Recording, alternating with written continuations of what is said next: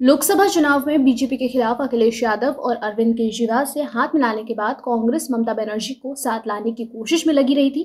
वहीं उत्तर प्रदेश में समाजवादी पार्टी ने कांग्रेस से गठबंधन करके 17 सीटों पर समझौता किया है, जबकि आम आदमी पार्टी ने कांग्रेस के साथ दिल्ली, हरियाणा, गुजरात, गोवा और चंडीगढ़ के लिए हाथ मिलाया है।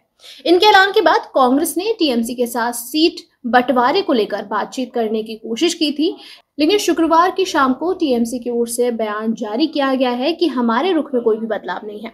हम बंगाल की सभी 42 सीटों पर अकेले चुनावी मैदान में उतरेंगे।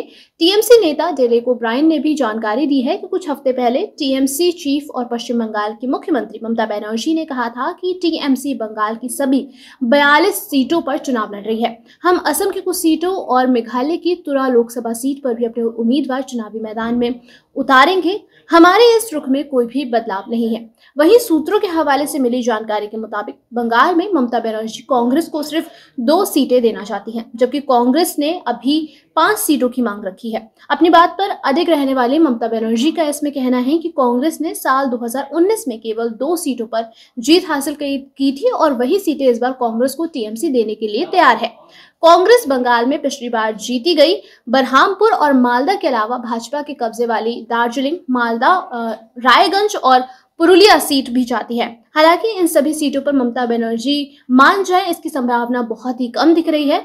वहीं सूत्रों का ये भी कहना है कि तृणमूल कांग्रेस असम में 2 और मेघालय में 1 सीट अपने ले जाती है। हालांकि कांग्रेस मेघालय में सीट देने के पक्ष में नहीं नजर आ रही है। वहीं असम में लोकसभा की 14 और मेघालय में 2 सीटें हैं। इससे पहले ममता बनर्जी ने बंगाल की 42 सीटों पर एकला चलोरे का मैसेज देते हुए अकेले चुनाव लड़ने का ऐलान किया था। बता दें कि पहले कांग्रेस को 42 में से 2 सीटें देने का ऑफर किया गया था, लेकिन कांग्रेस इससे ज्यादा की मांग कर रही थी, जिसके बाद ममता बनर्जी ने ये साफ कहा था कि पश्चिम बंगाल में सीट शेयरिंग को लेकर कांग्रेस ने मेरा प्रस्ताव ठुकरा दिया है।